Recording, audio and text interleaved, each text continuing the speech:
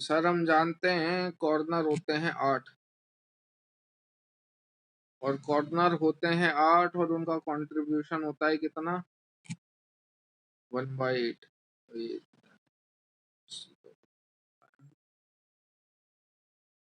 Last में effective number कर रहे थे। हाँ हाँ वही बता रहा हूँ बेटा, एम्पेरिकल फॉर्मूला Z उसी की बात कर रहा था ना, वही बता रहा। चलो तो जैसा कि अपन जानते हैं कॉर्नर होते हैं किसी भी क्यूब में 8 और कंट्रीब्यूशन होता है उसका कितना 1/8। किसी भी फेस में टोटल की क्यूब के अंदर अगर मैं फेसेस की बात करूं तो टोटल फेसेस होती हैं 6, उनका कंट्रीब्यूशन होता है कितना 1/2।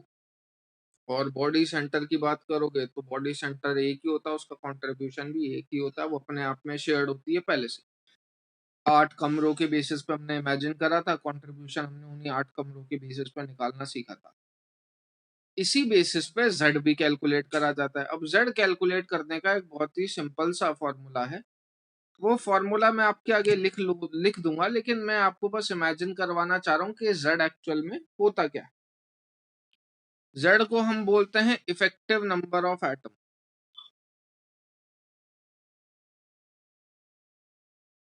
पर यूनिट सेल, Z को हम बोलते हैं effective number of atom per unit cell. ठीक है, कहने का क्या मतलब है effective number of atom per unit cell का? पर यूनिट सेल का मतलब मैंने वो जो 8 कमरे आपको इमेजिन करवाए थे, आप उन 8 में से किसी एक कमरे में बैठे हो मान लो। अब मैं आपसे पूछूं कि ये एक कमरा है यार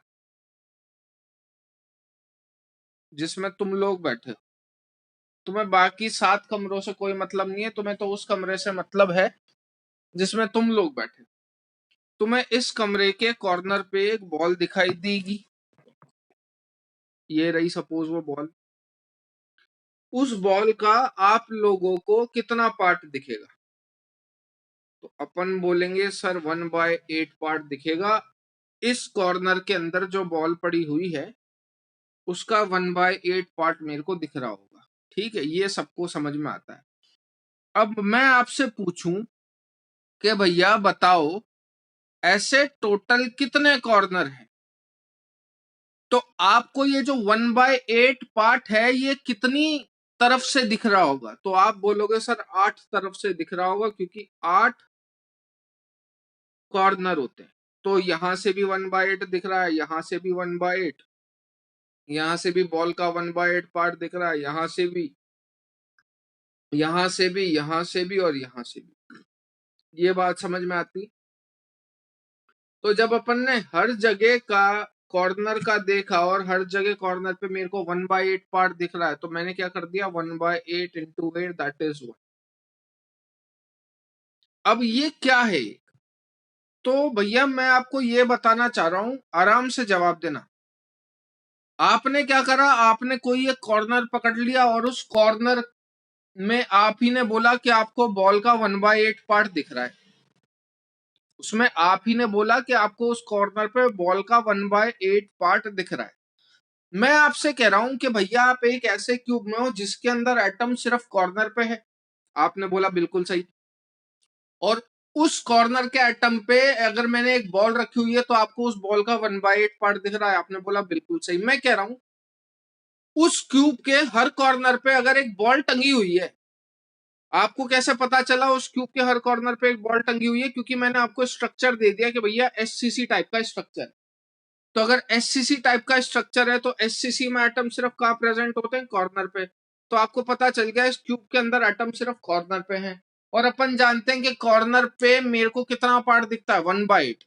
मैं तुमसे बोल रहा हूं कि यार तुम्हें जहां पे भी उस कमरे के अंदर बॉल दिख रही है, तुम्हें जहां पे भी उस कमरे के अंदर बॉल दिख रही है, अपन को कहां पे बॉल दिखेगी? सिर्फ कॉर्नर पे। और कितनी बॉल दिखेगी 1/8। तो मैं तुमसे कह रहा हूं कि जहां पे भी तुम्हें बॉल दिख रही है उस बॉल का जितना भी पार्ट दिख रहा है, इमेजिन करो कि तुमने उस बॉल के पार्ट को तोड़ लिया।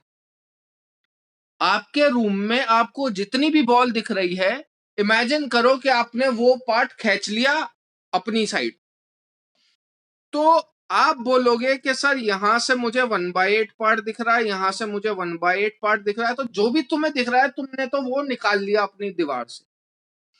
जब आप लोग उस पूरे पार्ट को एक साथ कंबाइन कर दोगे, टोटल कितनी बॉल मिलेगी? जो भी तुम्हें दिख रहा है वो सारा पार्ट तुमने निकाल लिया। जब उस सारे पार्ट को तुम लोग एक साथ कंबाइन कर दोगे, तुम लोगों को टोटल कितनी बॉल मिलेगी? एक बॉल मिलेगी। ये बात घुसती है कि नहीं भेजे में? जिसके नहीं घुस रही रिपीट करवा लो।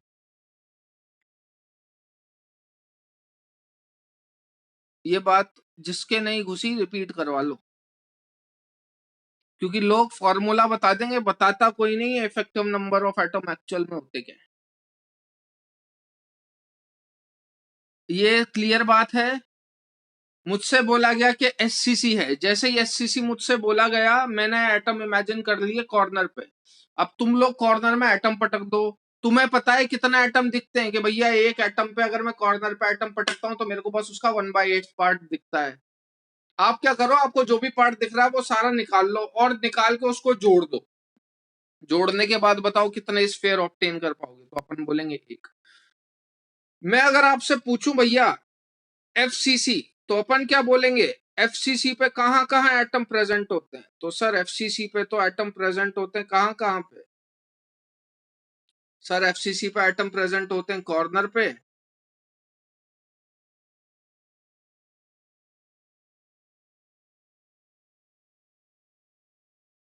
है ना? और कहां प्रेजेंट होते हैं भैया?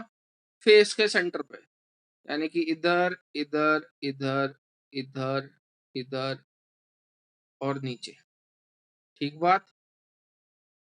अब सुनो, जब आप कॉर्नर वाले एटम्स को जोड़ते हो सबको, तो कितनी बॉल कंबाइन मिल जाती है? एक। सिर्फ कॉर्नर वालों को जोड़ते हो। फेस फेस के सेंटर पे अगर तुम्हारी बॉल रखी हुई है तो तुम्हें उस बॉल का कितना पार्ट दिख रहा होगा? अगर आपके फेस के सेंटर पे बॉल रखी हुई है तो आपको उस फेस के उस बॉल का कितना पार्ट आपके कमरे के अंदर होगा?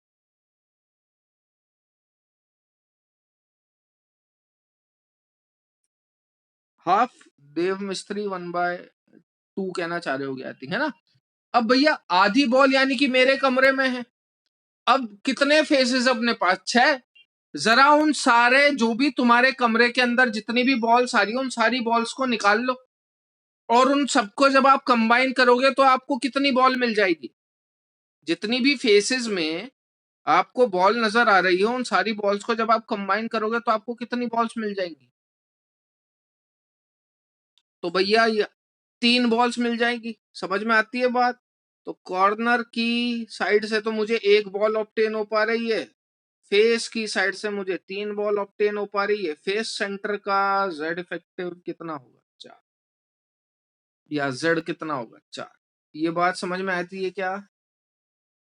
क्या मुझे बॉडी सेंटर का निकाल पाओगे? बॉडी सेंटर का, तो बॉडी सेंटर पे तो सर कॉर्नर पे एटम्स प्रेजेंट होते हैं, कॉर्नर पे एटम प्रेजेंट होते हैं, ये रहे। तो इस सबका 1/8 पार्ट आपको दिखेगा, सबको जोड़ोगे तो एक बॉल मिलेगी, और एक बॉल पूरी की पूरी इसी के अंदर होती है, तो वो एक अपने आप में हो गई। इसका जेड आ रहा होगा 2। बताओ किसको समझ में नहीं आया? रिपीट आप लोग करवा सकते हैं बिना कोई इशू के। बताइए, ये क्लियर है सबको? क्या बताना चाह रहा था मैं? हालांकि फॉर्मूला लिखवा दूंगा उससे तो आ जाएगा, लेकिन दिमाग में जानी चाहिए थी बात। एफसीसी एक बार। ठीक है बेटा, बिल्कुल बिल्कुल हो जाएगा। ध्यान से देख, एफसीसी में एटम कहाँ कहाँ बना रहे हैं अपन? कॉर्नर पे और फेस पे। तो जब मैं कॉर्नर में बनाता हूं तो मुझे कॉर्नर पे 1/8 पार्ट ही दिखता है बॉल का। ये समझ में आया? कॉर्नर पे मुझे 1/8 पार्ट दिखता है बॉल का। तो जब मैंने सारे, भाई मैं तो एक कमरे के अंदर बैठा हूं ना, मेरे कमरे के अंदर कितने कॉर्नर है?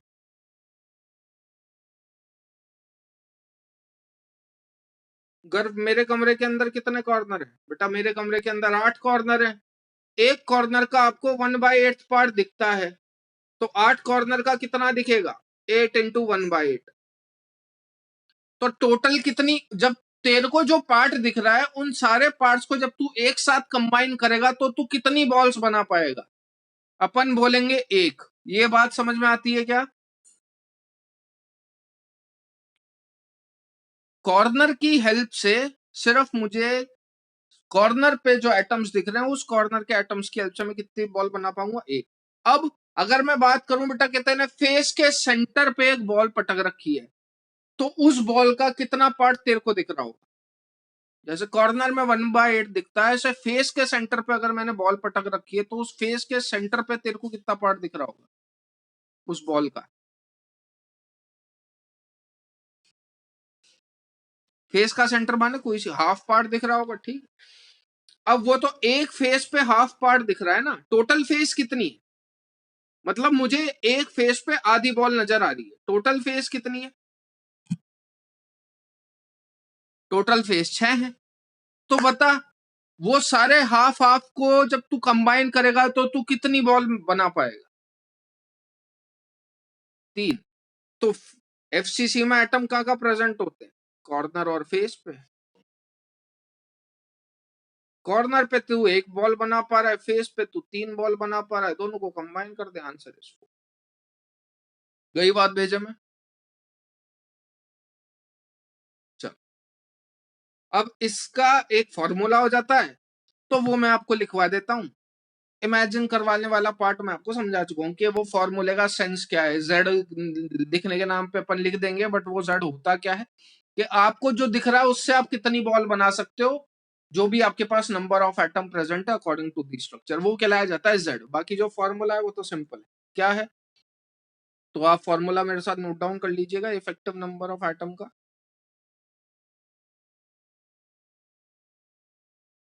पर यूनिट सेल, है ना।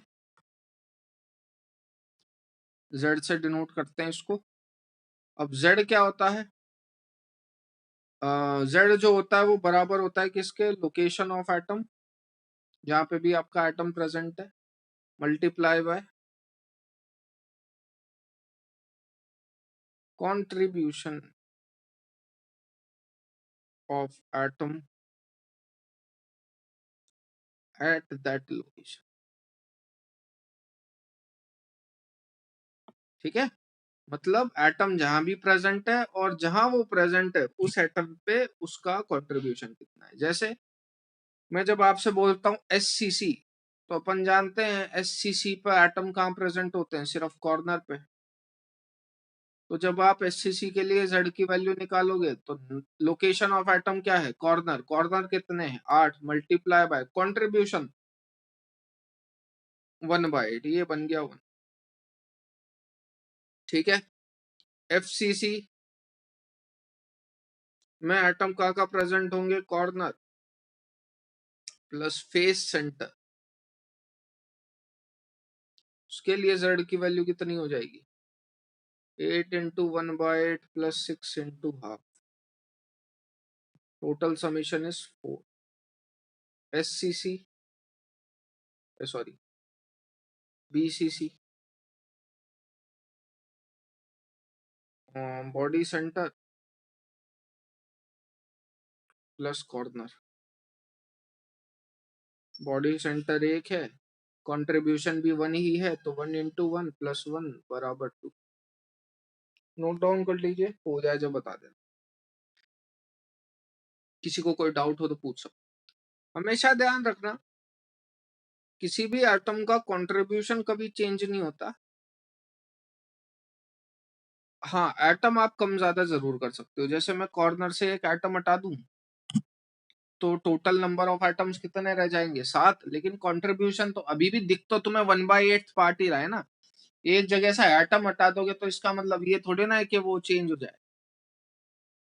तो जो क्यूब के अंदर अपने को जो पार्ट दिख रहा है वो तो सेम रहेगा, यानी कि कंट्रीब्यूशन तो एटम का सेम रहता है।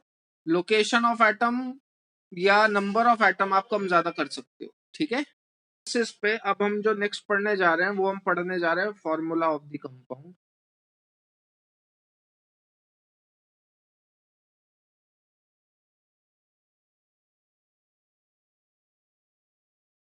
जिसे आप एम्पेरिकल फॉर्मूला भी बोल सकते हैं। एम्पेरिकल फॉर्मूला याद है, आपने एक टाइम पे पढ़ा था मोल कंसेप्ट में। एम्पेरिकल फॉर्मूला क्या होता था? सिंपलेस्ट फॉर्मूला होता था। तो दो तीन जैसे एम्पेरिकल फॉर्मूला के रूल्स थे, मोर और लेस इसके भी रूल्स वैसे ही हैं। सपोज मेरा पास जो फॉर्मूला आया वो A4B16 है, यानी कि ए का कुछ मैंने कैलकुलेट करा तो वो आया 4, बी का कुछ मैंने कैलकुलेट करा तो वो आया 16। तो क्या ये एम्पेरिकल फॉर्मूला होता है? क्या नहीं। एम्पेरिकल फॉर्मूला सिंपलेस्ट फॉर्मूला होता है। सिंपलेस्ट फॉर्मूला बोले तो अगर कुछ कॉमन निकल रहा है तो उसे निकाल के बाहर फेंक दो। क्या 4 और 16 में कुछ कॉमन निकलता है? बिल्कुल, 4 कॉमन आ जाता है। तो the formula of the compound will be AB4। तो हमेशा ध्यान रखिएगा, जो भी आप फॉर्मूला ऑफ द कंपाउंड लिखोगे वो हमेशा सिंपलेस्ट होना चाहिए। जो भी आप फॉर्मूला ऑफ द कंपाउंड लिखोगे वो सिंपलेस्ट होना चाहिए। ठीक है, पहला रूल एक तो ये बोलता है। मैं सीधे सवाल करवाऊंगा इस पे और कुछ नहीं। अब हमें कैसे पता चलेगा कि वो नंबर किसका कितना है? तो z निकालना आता होगा तो हम z निकालेंगे और z के बेसिस पे हम कैलकुलेट कर लेंगे कि हाँ भैया क्या फॉर्मूला है क्या नहीं। कहने का मतलब, सपोज मैं आपको बोल दूं कि कोई एक क्यूब है जिसमें एटम प्रेजेंट है और मैंने बोल दिया कि ए नाम के एटम्स जो हैं वो कॉर्नर पे प्रेजेंट हैं और बी नाम के एटम्स जो हैं वो बॉडी सेंटर पे प्रेजेंट है। ठीक है, एक क्यूब है जिसके अंदर ए और बी दो तरीके के एटम्स हैं। Atoms of A are present at the corner and atoms of B are present at the body centre. तो ए कॉर्नर पे है, कॉर्नर पे होने का मतलब जेड निकाल लो उसका। नंबर ऑफ एटम्स कितने हो गए? 8। कंट्रीब्यूशन कितना हो गया? 1/8। तो ए की वैल्यू आ गई 1। सिमिलरली बी के लिए आप जेड की वैल्यू निकाल लो। 1 मल्टीप्लाई बाय 1, तो इसकी वैल्यू आ गई 1। तो ए की वैल्यू 1, बी की value 1। What will be the formula of the compound AB? दूसरा कैलकुलेट करके बताइए। सेम, अगर ए कॉर्नर पे है और बी फेस पे है तो बताओ फॉर्मूला ऑफ द कंपाउंड क्या हो? खुद कैलकुलेट करो। फॉर्मूला ऑफ द कंपाउंड निकाला जाता है सिंपली। तो ए क्या हो गया? 8 इंटू 1/8। बी क्या हो गया? 6 इंटू 1/2। तो the formula of the compound is AB3। Same, A corner पे है लेकिन बी कोई भी दो ऑपोजिट फेस सेंटर पे। तो बताइए, पहले काम करो, ये जो भी लिखा हुआ है ये नोट डाउन कर लो, उसके बाद आगे बढ़ते हैं। मैं बहुत सारे सवाल दूंगा एक साथ, पहले ये नोट डाउन कर लीजिए। सो अगले जो क्वेश्चन है वो कुछ इस तरीके के हैं कि ए है कॉर्नर पे एंड बी है any two opposite face centre.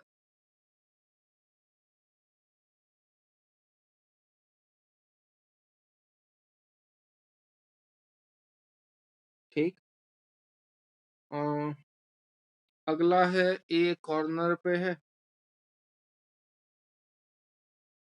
B face centre पे है और आगे बोला गया है थोड़ा सा मॉडिफाई करके,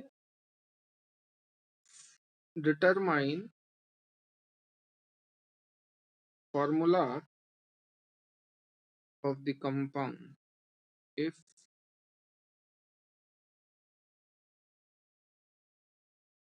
atom from any one corner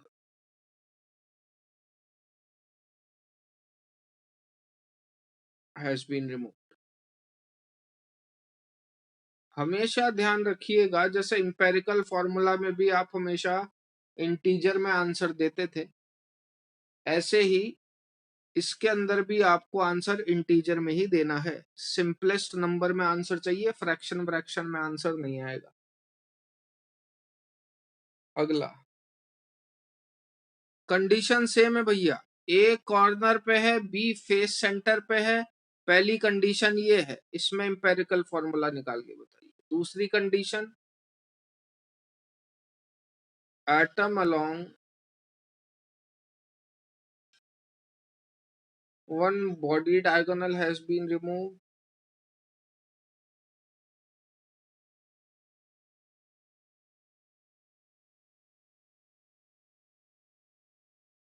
and the third one is atom along one phase diagonal has been removed.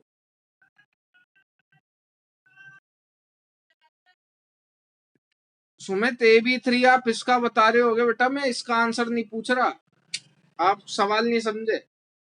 उसने बोला है कि ए जो ए क्यूब है उसके अंदर ए कॉर्नर पे प्रेजेंट है और बी फेस सेंटर पे प्रेजेंट है। ए क्यूब है जिसमें ए कॉर्नर पे और बी फेस सेंटर पे प्रेजेंट है। फॉर्मूला ऑफ द कंपाउंड निकालो। हाँ अब ठीक, कशिश का आंसर आ गया। फॉर्मूला ऑफ द कंपाउंड निकालो if atom from any one corner has been remove. वो ये इसका फॉर्मूला नहीं पूछ रहा, उसके बाद उसने कंडीशन रख दी है ये तीनों। फर्स्ट का आंसर A7B24, बाकी दो फटाफट कैलकुलेट करके बताइए। को रिकॉर्डिंग पे नहीं मिलेंगे, अब जो मैं सॉल्व कर रहा हूं उस बेसिस पे जवाब देना। पहली बात, पहले से शुरुआत करेंगे बड़ी प्यार मोहब्बत से। ये ए बी लाने में किसी को कोई परेशानी है क्या? तो पहले तो वो बता दो। तो भैया ए है 8 इंटू 1/8, तो ए की वैल्यू तो आ गई 1, और बी क्या है, किसी दो ऑपोजिट फेस सेंटर पे। तो उसने बोला तुम्हारी मर्जी वो फेस पकड़ लो लेकिन ऑपोजिट पकड़ना। तो मैंने पकड़ ली कोई भी दो फेस, मल्टीप्लाई बाय उसका कंट्रीब्यूशन, कंट्रीब्यूशन तो कभी चेंज नहीं होता, तो 2 इंटू 1/2, तो ये भी आ गया 1। तो ए बी 1 है, बी भी 1 है, तो the formula of the compound is A B. क्या ये किसी को नोट डाउन करना है ये वाला पार्ट, या हटा दूं? ये तो हो गया मेरे ख्याल में सबका, ये कंप्लीट है, ये हो गया सबका। आगे बढ़े, इसमें किसी को इशू हो तो बता देना भाई, है ना। ये वाला हटा दें। अब आने वाली बातें समझिए। अगला वो बोला है कि ए कॉर्नर पे है और बी फेस पे है, और आपने क्या किया कि आपने कॉर्नर से एटम हटा दिया। कितने एटम हटा दिए? एक एटम हटा दिए। तो ए कॉर्नर पे था, कॉर्नर पे एटम्स कितने होते हैं? 8, उसमें से आपने एक हटा दिया, एटम्स कितने हो गए? 7। 7 मल्टीप्लाई बाय कितने से करूं? 7 मल्टीप्लाई बाय कितना? अपन बोलेंगे 1/8, क्योंकि कंट्रीब्यूशन कभी चेंज नहीं होता, बता चुका था। ठीक है। बी की बात करें तो बी में क्या उसने कोई छेड़खानी करी है? नहीं, बी के लिए उसने कुछ नहीं बोला, उसने बस ये बोला है कि कॉर्नर से मैंने एक एटम रिमूव कर दिया। तो बी कितना रह जाएगा? सिंपल 6 इंटू 1/2, क्योंकि फेस होती है 6, कंट्रीब्यूशन होता है हाफ। तो फॉर्मूला आ गया A7/8B3। अब हमेशा ध्यान रखना, एक ऑप्शन ये भी गिवन होगा सवाल में, टिक करके आ जाओगे तो -1 नंबर आ जाता है सीधे सीधे। ठीक है। हमेशा आंसर जैसा कि बोल रहा हूं सिंपलेस्ट इंटीजर में लिखना है। तो जब अपन सिंपलेस्ट इंटीजर में इसको लिखने की कोशिश करेंगे, 8 को एलसीएम लेके उधर मल्टीप्लाई कर दो तो इट बिकम्स A7B24। उसी बात भेजे में।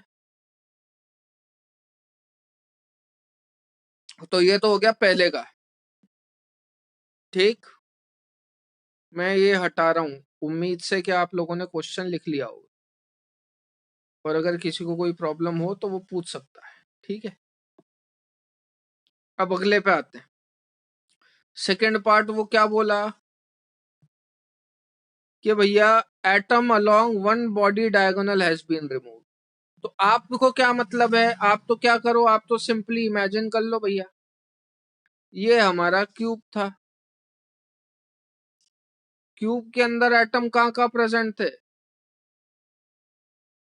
तो सर एटम तो प्रेजेंट थे कॉर्नर पे और बॉडी सेंटर पे। ये रहे कॉर्नर। मैं नहीं बताऊंगा, खुद ही बता देना, है ना। इमेजिनेशन पावर आपकी स्ट्रांग होनी चाहिए, एग्जाम आपको देना है। और ये रहे फेस। उसने बोला कि भाई साहब ये तो तुम्हारा क्यूब था और इस जगह एटम प्रेजेंट थे। उसने बोला कि आप लोग क्या करो, आप एक बॉडी डायगोनल खींच दो और उस बॉडी डायगोनल के अलोंग जो जो भी एटम आ रहे वो सारे हटा दो। आप क्या करो, क्यूब के अंदर जहां जहां पे भी एटम प्रेजेंट है उस एटम के अलोंग एक बॉडी डायगोनल खींच दो और उस बॉडी डायगोनल के अलोंग जो जो भी एटम आ रहे हैं वो सारे रिमूव कर दो। जरा बताओगे क्या, जब मैं बॉडी डायगोनल खींचूंगा तो एटम कहाँ के और कितने रिमूव होंगे? 4 क्या होता है सुमित? जब आप बॉडी डायगोनल खींचेंगे तो एटम कहाँ के और कितने रिमूव होंगे? बॉडी डायगोनल ये होता है मेरे ख्याल में इसके 2 कॉर्नर के रिमूव होंगे बस। तो इसके कॉर्नर से और दूसरे कॉर्नर का यही बॉडी डायगोनल होगा ना, बीच में से पास होता हुआ। तो कौन कौन सा एटम रिमूव हुए? कॉर्नर के सिर्फ 2 एटम रिमूव हुए हैं भैया। तो ए कितना हो गया, 6 × 1/8। क्या जो फेस पे एटम है उसको बॉडी डायगोनल से कोई फर्क पड़ रहा है क्या? कोई फर्क नहीं पड़ रहा। तो बी तो सिंपली आएगा 6 × 1/2 यानी कि 3। इसमें डाउट है क्या तो पूछ लो।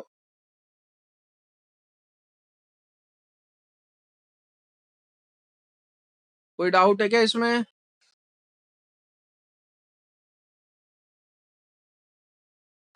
तो ए कितना आया, 3/4। बी कितना आया, 3। Formula of the compound will be A3B12। एक ऑप्शन ये भी गिवन होगा लेकिन ये भी गलत है। कई बार बोल चुका था, इंपेरिकल फॉर्मूला मतलब simplest formula. So the answer of the question is AB4। कुछ कॉमन निकल रहा है तो उसे निकाल के बाहर फेंकने का। 3 कॉमन निकल रहा है इसमें, ठीक है। अगला वाला क्या बोला वो? ये हो गया मेरा फर्स्ट, ठीक है। अगला वाला अगले लिंक में डिस्कस करेंगे। सेम लिंक पे क्लिक कर लीजिएगा आप लोग, है ना। तो उम्मीद करते हुए कि आपके शुरू के दोनों कंप्लीट हो गए। तो थर्ड वो क्या कह रहा है, एटम कहाँ का प्रेजेंट है?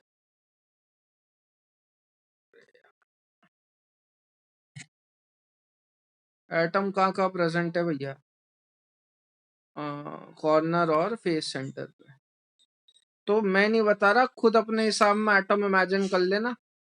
वो बोल रहा है कि जब आप एक फेस के अलोंग जब आप एक डायगोनल ड्रॉ करते हो, यानी कि ये वाला फेस डायगोनल यही होगा ना,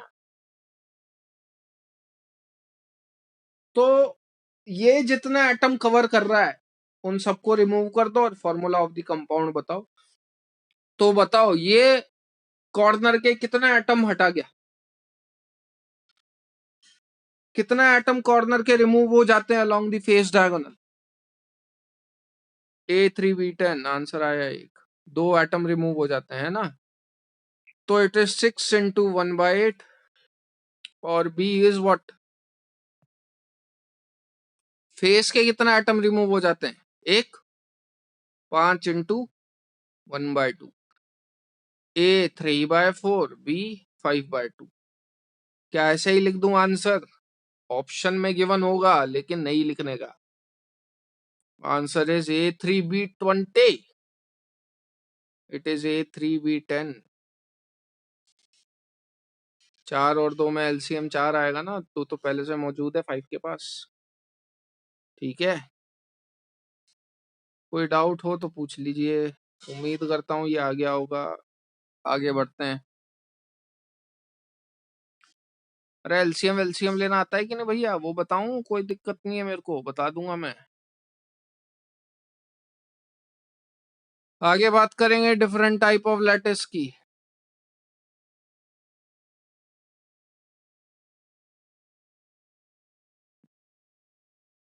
तो 3 तरीके के लैटिस होते हैं। पहले टाइप का लैटिस होता है 1D, one dimensional. One dimensional का मतलब समझिए, अभी जब आप लोग पढ़ रहे होगे तो बीच बीच में सब्जी वाले की आवाज आ रही होगी, ठीक है, तो उसी से एग्जांपल दे दे।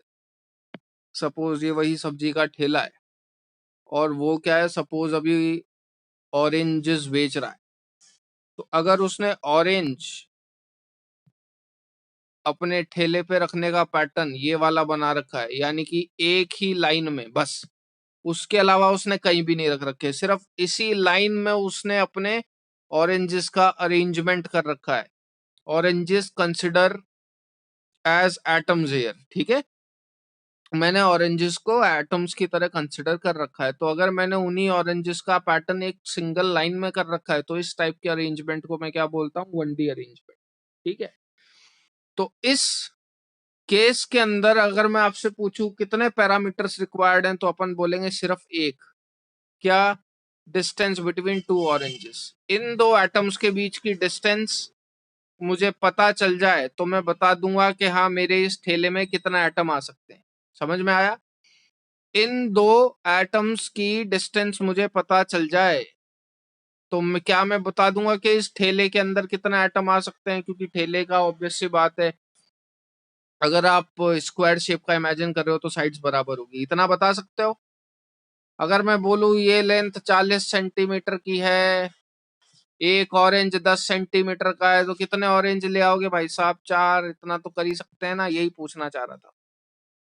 तो कुल मिला के अगर मैं 1D लैटिस की बात करूंगा तो 1D लैटिस में कितने पैरामीटर की रिक्वायरमेंट होती है? सिर्फ एक, कौन से? Distance between the two atoms. समझ में आया?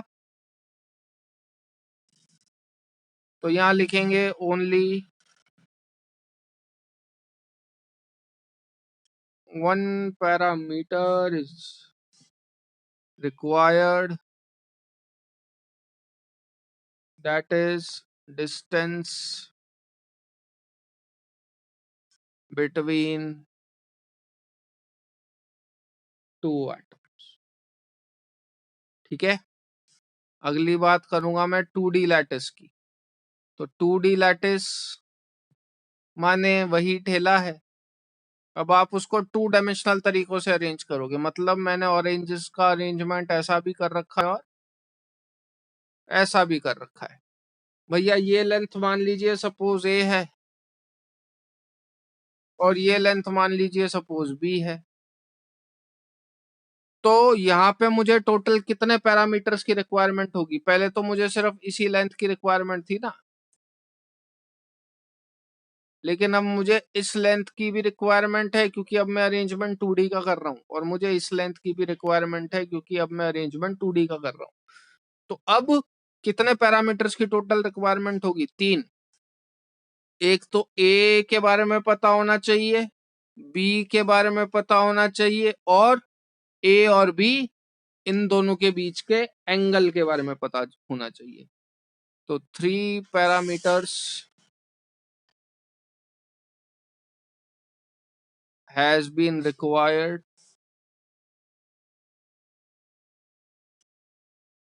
that is along x-axis, y-axis, and angle between x and y. The angle between A and B will be more precise. ठीक है, अगली बात करेंगे 3D लैटिस की। 3D लैटिस हेडिंग डाल लीजिएगा, ये मैंने लैटिस लिखना भूल गया हूँ। 2D lattice, 1D lattice, 3D lattice, और सोच के बताओ कि उसके लिए आपको कितने पैरामीटर्स की रिक्वायरमेंट होगी। हाँ सारिका जी, उम्मीद कर रहा हूँ ये सबने नोट डाउन कर लिया होगा। 3 लेंथ, हाइट, नहीं नहीं नहीं नहीं, गलत। देखो डायग्राम समझ बनाते ही समझ जाओगे शायद तक, क्योंकि सेम डायग्राम बनवा रखा है जब मैंने आपको यूनिट सेल पढ़ाया था। ये एक 3D लाइन है, तो 3D स्ट्रक्चर के केस में आपको टोटल 6 पैरामीटर्स की रिक्वायरमेंट होती है, ठीक है। ऐसा डायग्राम बनाया था, याद है क्या? ये थोड़ा सा बेकार हो गया, थोड़ा तमीज से बनाते हैं।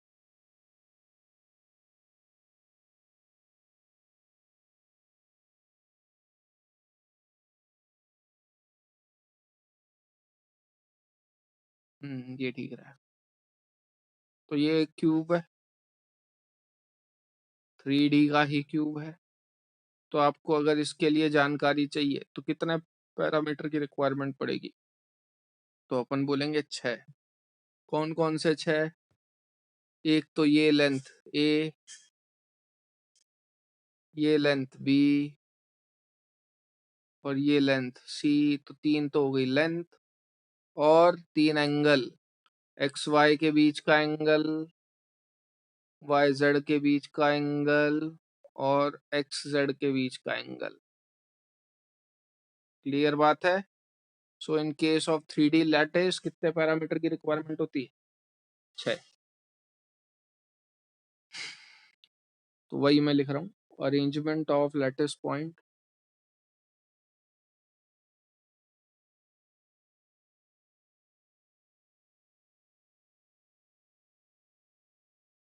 in space is called 3D lattice.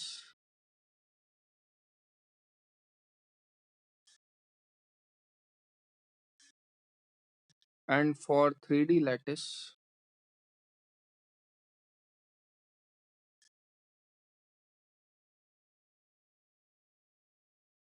six parameters are required.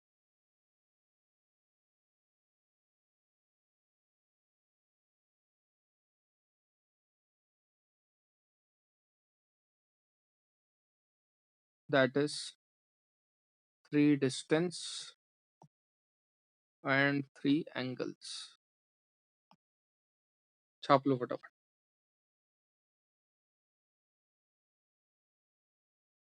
Next हम लिखेंगे अब क्या? कोऑर्डिनेशन नंबर, और उसके बाद हम बात करेंगे पैकिंग इन सॉलिड की थोड़ी बहुत और एलैबोरेशन। कोऑर्डिनेशन नंबर का टर्म में अभी क्लैरिफाई करता चलूं। देखो, कोऑर्डिनेशन नंबर होता है भैया पहला पड़ोसी। माने अगर मेरा मकान नंबर 4 है तो मेरे फर्स्ट जो नेबर्स होंगे, यानी कि फर्स्ट नेबर्स, नियरेस्ट नेबर बोलते हैं इसको,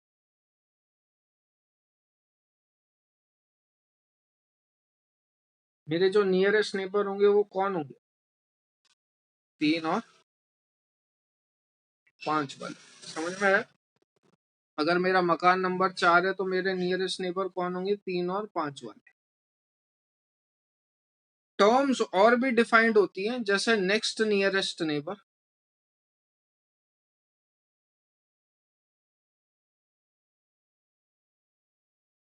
तो नेक्स्ट नियरेस्ट नेबर मेरे कौन होंगे? 2 और 6। फिर आ जाता है next to next nearest neighbour, फिर आ जाता है next to next to next nearest neighbour, ऐसे वो बढ़ता जाता है। लेकिन ध्यान रखना, इनके लिए आप कोऑर्डिनेशन नंबर नहीं इस्तेमाल कर सकते। कहने का मतलब, अगर वो पूछ रहा है find out sorry find out the coordination number in case of SCC और BCC और FCC, तो कहने का मतलब मेरा ये है कि वो नियरेस्ट नेबर पूछ रहा है।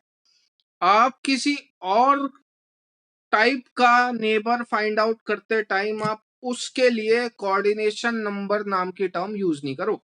जैसे कोऑर्डिनेशन नंबर मैं बस नियरेस्ट नेबर के लिए यूज करूंगा, तो सर क्या नेक्स्ट नियरेस्ट नेबर को हम सेकंड कोऑर्डिनेशन नंबर लिख सकते हैं क्या? बिल्कुल नहीं, ऐसा कुछ नहीं है। कोऑर्डिनेशन नंबर कोई टर्म ही नहीं होता एक्सेप्ट फॉर नियरेस्ट नेबर। सिर्फ नियरेस्ट नेबर के लिए ही मैं कोऑर्डिनेशन नंबर डिफाइन कर सकता हूं। बाकी नेक्स्ट नियरेस्ट नेबर अगर वो पूछेगा तो वो नेक्स्ट नियरेस्ट नेबर के नाम से ही पूछेगा। ऐसी किसी किताब में कोई टर्म नहीं दिया हुआ है second coordination number, third coordination number या fourth coordination number. Is it clear? पहली बात, तो कोऑर्डिनेशन नंबर का कोई मतलब पूछे तो सीधे सीधे बोल देना नियरेस्ट नेबर होता है। कितने नंबर ऑफ एटम मेरे सबसे पास प्रेजेंट है, पहला पड़ोसी। ठीक है, कोऑर्डिनेशन नंबर लिखने जा रहे हैं। डेफिनेशन लिख लीजिए मेरे साथ।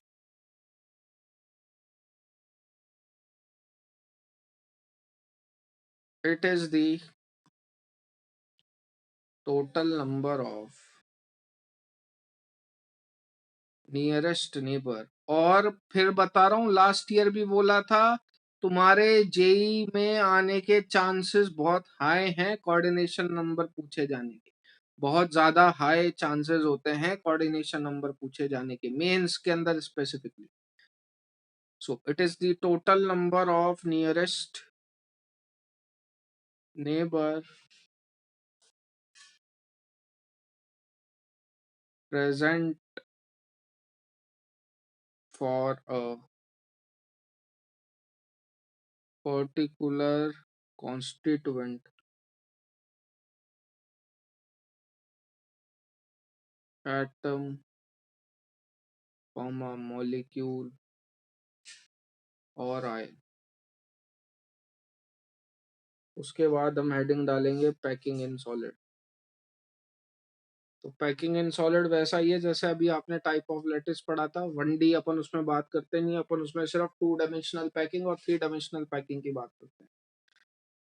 पैकिंग इन सॉलिड, तो पैकिंग इन सॉलिड का मतलब ये होता है कि आप सपोज एक बॉक्स इमेजिन करिए, और मैं अगर आपसे बोलूं कि भैया आपके पास एक 2D का बॉक्स है ऐसा, ठीक है, उस 2D के बॉक्स में क्या करना है आपको, एटम अरेंज करने हैं। तो मैंने हाइपोथेटिकल ऐसे अरेंज कर, उस 2D के बॉक्स में आपने एटम्स अरेंज करने हैं, तो मैंने सपोज ऐसे एटम अरेंज कर।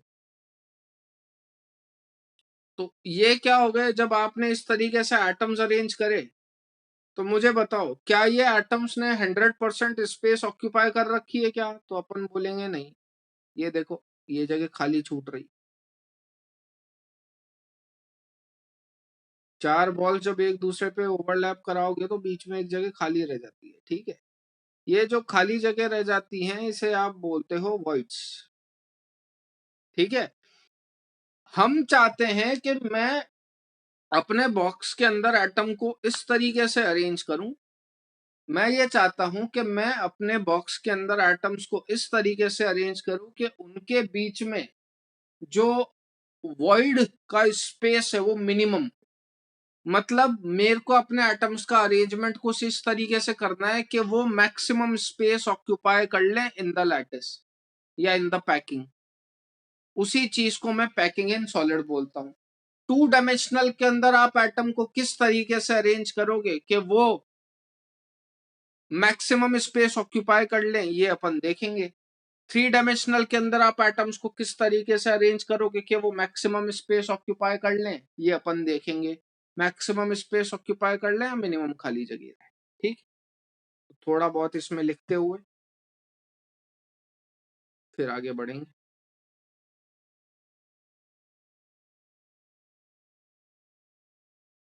Solid always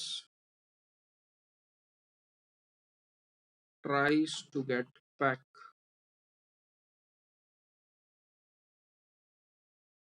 in a highly closed manner। अब इसके अंदर नई नई पैकिंग आती है, जिसमें आ जाती है, पहली पैकिंग आती है 2D पैकिंग। पहले इतना लिख लो फिर आगे बढ़ते हैं, हो जाए जब बता देना। यूनिट सेल याद है आप लोगों को? यूनिट सेल क्या होती थी? वो स्मॉलेस्ट रिपीटिंग यूनिट जिसको रिपीट करने से मेरा एक पूरा लैटिस फॉर्म हो जाता है, ठीक है। पहली पैकिंग जो होती है वो कौन सी होती है? 2D packing. क्यों पूछा मैंने यूनिट सेल? अभी थोड़ी देर में बताऊं। जो भी आप एटम्स इमेजिन कर रहे हो उन एटम्स को हमेशा स्फेरिकल मार्बल्स की तरह इमेजिन करिएगा। बिल्कुल स्फेरिकल मार्बल्स की तरह मैंने एटम्स को अरेंज कर रखा है, ठीक है। और 2D पैकिंग के लिए आपको कितने पैरामीटर्स की रिक्वायरमेंट है 2D ज्योमेट्री पैकिंग के लिए?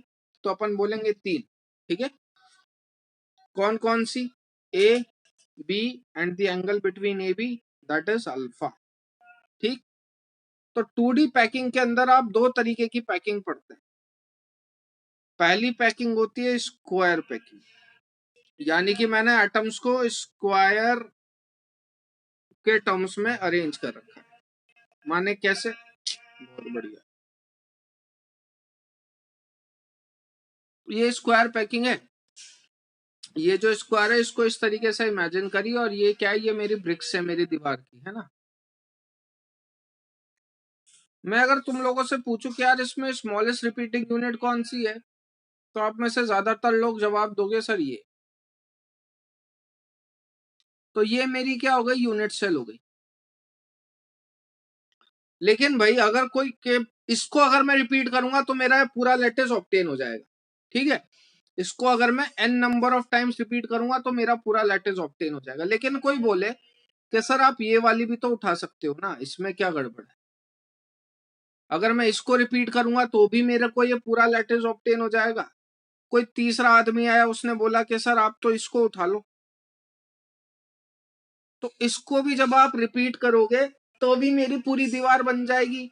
N number of time repeat करोगे तो। ये बात समझ में आ रही है? तो यूनिट सेल कौन सी होती है तो मेरे पे है ना।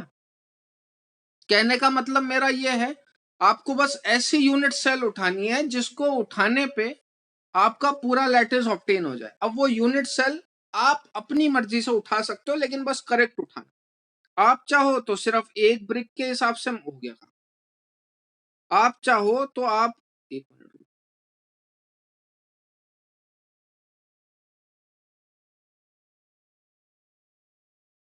आवाज नहीं आ रही मेरी, आवाज नहीं आ रही मेरी।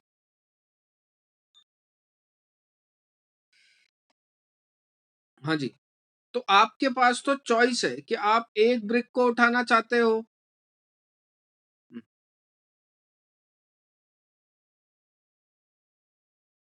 क्या आप एक ब्रिक को उठाना चाहते हो, कि आप इन चार ब्रिक को उठाना चाहते हो, कि आप कोई दो ब्रिक को उठाना चाहते हो? आंसर पे कोई इफेक्ट नहीं पड़ेगा, जो मैं आपको अभी बताने जा रहा हूं उससे। अपन क्या करने जा रहे हैं? हाँ कोई दिक्कत नहीं। अपन क्या करने जा रहे हैं? अपन बस पैकिंग फ्रैक्शन निकालने जा रहे हैं कि हाँ भाई कौन से टाइप की यूनिट सेल मेरे लिए बेस्ट रहेगी 2D लैटिस में। अगर मैं स्क्वायर पैकिंग करता हूं तो वो मेरे लिए बेस्ट है, या मैं हेक्सागोनल पैकिंग करता हूं वो मेरे लिए बेस्ट है। अपन बस ये फाइंड आउट करने जा रहे हैं। तो मैं अभी सिर्फ स्क्वायर पैकिंग बताऊंगा, हेक्सागोनल अपन 3.5 से 5 वाली क्लास में डिस्कस करेंगे। तो लेट अस से मैंने मेरी जो स्मॉलेस्ट रिपीटिंग यूनिट है वो ये वाली मानी है। ये एक सर्कल के सेंटर से, दूसरे सर्कल के सेंटर से, तीसरे सर्कल के सेंटर से, चौथे सर्कल के सेंटर, ये मैंने स्क्वायर टाइप की यूनिट सेल निकाल ली कि जब मैं इसको पूरे क्रिस्टल में रिपीट करूंगा तो मुझे स्क्वायर पैकिंग ऑब्टेन हो जाएगी। कोई दिक्कत नहीं बेटा, बढ़िया, ठीक है ना। अगर मैं इसको पूरे लैटिस में रिपीट करूंगा तो मुझे स्क्वायर पैकिंग ऑब्टेन हो जाएगी, ठीक। अब हो सकता है कोई दूसरा आके ये वाली निकाल ले, ठीक है। आप ये वाली यूनिट सेल भी रिपीट करोगे तो भी आप पूरी लैटिस को ऑब्टेन कर सकते हो चारों साइड, अगर आप यही सेम यूनिट रिपीट कर दो तो आंसर पे कोई फर्क नहीं पड़ेगा। मैं ये वाली से भी कैलकुलेट करके बताऊंगा पैकिंग फ्रैक्शन, और ये वाली से हम शाम को कैलकुलेट करके बताएंगे पैकिंग फ्रैक्शन। फिलहाल मैं इस वाले की बात कर लेता हूँ। मैंने क्या करा, मैंने ये जो यूनिट सेल है ये उठा के, इमेजिन करो कि उसको उठा के आपने पटक दिया साइड में, तो आपको जो स्ट्रक्चर ऑब्टेन होगी वो कुछ इस तरीके की होगी। ये रही वो यूनिट सेल, और आपको ये सेमी सर्कल दिखेगा, ये रहा, ये रहा, ये रहा, ये रहा। ये बात समझ में आती? यहां से यहां तक की डिस्टेंस जो है वो मैंने ए मान ली है, ठीक है। ऑब्वियस सी बात है, स्क्वायर है तो लेंथ दोनों साइड की बराबर होगी। यहां से यहां तक की लेंथ भी मैंने ए मान ली। What is the area of square? अगर मैं आपसे पूछूं यहाँ पे तो एरिया ऑफ स्क्वायर क्या होगा, तो आप बोलते हो एरिया ऑफ स्क्वायर किसके बराबर होता है भैया? लेंथ स्क्वायर के, यानी कि ए स्क्वायर के एरिया बराबर होगा, हाँ कि ना? अरे ये बात समझ में आई? यहाँ पे जो एरिया होगा मेरा, ये जो मैंने यूनिट सेल उठाई है सबसे छोटी यूनिट सेल, इसका जो एरिया होगा मेरा वो ए स्क्वायर के बराबर होगा। यस और नो? ठीक है। अब अगर मैं आपसे पूछूं ए किसके बराबर है in terms of r, r क्या है? Radius of atom. तो 2D पैकिंग में अगर मैं स्क्वायर वाली पैकिंग लेता हूं तो ये ए कितने आर के बराबर होगा? 2R के। ये समझ में आता है? क्योंकि यहां से लेके भाई ये सेंटर से ही तो उठा रहे हो ना ये। तो अगर मैं पूछूं यहां से लेके यहां तक की डिस्टेंस कितनी, तो कितनी बोलोगे? आर ही तो बोलोगे। यहां से यहां तक की डिस्टेंस कितनी है? आर है। यहां से यहां तक की डिस्टेंस कितनी है? आर है। तो मेरा ए जो है वो 2R के बराबर होगा। ठीक है। तो एरिया ऑफ द स्क्वायर यानी कि स्क्वायर का टोटल एरिया तो कितना है? A square. Total area of the square कितना है? A square. और अगर मैं पूछूं इस टोटल एरिया में से मार्बल ने कितना एरिया ऑक्यूपाई करवा रखा है, तो total area occupied by the marble,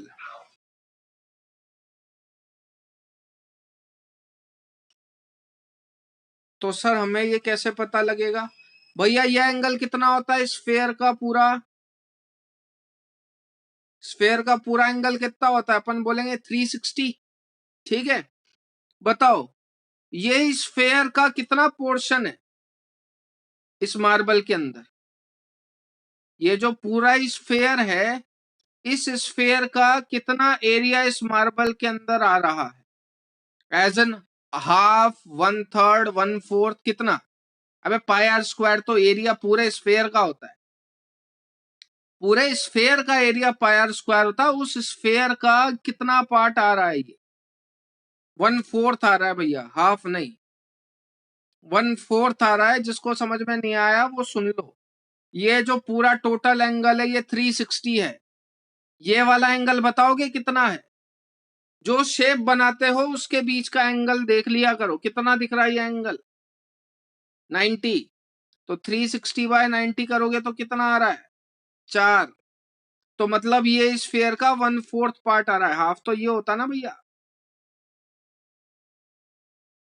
ये होता हाफ। पूरे स्फेयर का हाफ पार्ट तो ये होता है। ये तो 1/4 है ना। समझ में आया क्या स्वप्न जा? ये समझ में आया है ना? नहीं तो चाहो तो आप एंगल से देख लो भाई। स्फेयर का एंगल 360 होता है, यहाँ का एंगल 90 है, तो 360 डिवाइड बाय 90 करोगे तो 4 आएगा। यानी कि ये 1/4 पार्ट ले रहा है स्फेयर का। अब अपन जानते हैं एरिया ऑफ स्फेयर कितना होता है? पाई आर स्क्वायर। लेकिन आपका तो 1/4 आ रहा है, तो पाई आर स्क्वायर बाय 4। अच्छा, ऐसे कितने मार्बल हैं टोटल? क्योंकि अपने को तो टोटल एरिया निकालना है ना। तो ऐसे कितने मार्बल है टोटल? 4। तो pi r square by 4 multiply by 4, यानी कि कितना आ गया ये? Pi r square. ये बात समझ में आई क्या? Total area occupied by the marble is pi r square. तो कुल मिला के इतने टोटल एरिया में से इतना एरिया मार्बल ने ऑक्यूपाई कर रखा है। इतनी बात क्लियर है? यही चीज कहलाया जाता है फ्रैक्शन। कितना फ्रैक्शन टोटल में से मार्बल ने कितना एरिया ऑक्यूपाई कराया है, वही कहलाई जाती है पैकिंग। जो एरिया खाली बच गया वो कहलाया जाता है वॉइड। क्लियर है? यहां तक किसी को कोई डाउट हो तो पूछ लो, वरना अपन आगे बढ़।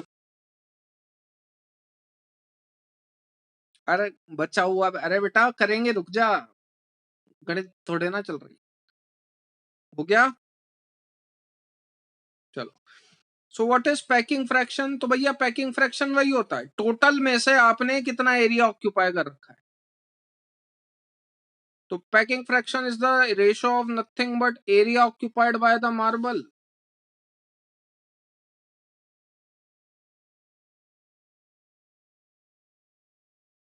Upon total area. Area occupied by the marble कितना था, पाई आर स्क्वायर, और टोटल एरिया कितना था, a square. And we know that a बराबर 2r। स्क्वायर में मैंने बताया था ना, स्क्वायर में ए इक्वल्स टू कितने आर के बराबर है, 2r के। वो वैल्यू यहाँ पुट कर दो, ठीक है। तो it is pi r square upon 2r का whole square, that is equals to pi r square upon 4r square, r square से आर स्क्वायर कैंसिल। तो पाई बाय 4 को जब आप कैलकुलेट करोगे, यानी कि 3.14 बाय 4 करोगे, तो ये आएगा 0.785। ये है आपका पैकिंग फ्रैक्शन। याद है मैंने आपको बताया था fraction suppose to be less than 1। Fraction 0.785 अगर आपसे कोई पैकिंग परसेंटेज पूछे तो कितनी हो जाएगी, 78.5। यानी कि उस स्क्वायर टाइप की अगर आप पैकिंग करते हो, बिल्कुल लिखना है बेटा, सब कुछ लिखना है। यानी कि स्क्वायर टाइप की पैकिंग अगर आप करते हो तो मार्बल कितना एरिया ऑक्यूपाई करेगी उस स्पेस का, 78.5। तो वॉइड कितना रह जाएगा, वॉइड परसेंटेज 100 माइनस 78.5 कर लीजिए, यानी कि 21.5। तो ये आपको ध्यान रखना है, ये रिजल्ट आपको ध्यान रखना है सीधे सीधे कि 2D पैकिंग के अंदर स्क्वायर पैकिंग का पैकिंग परसेंटेज कितना होता है, 78.5, और वॉइड परसेंटेज कितना होता है, 21.5। जिसको डाउट हो पूछ लो, वरना आज का लेक्चर यहीं तक रखते हैं।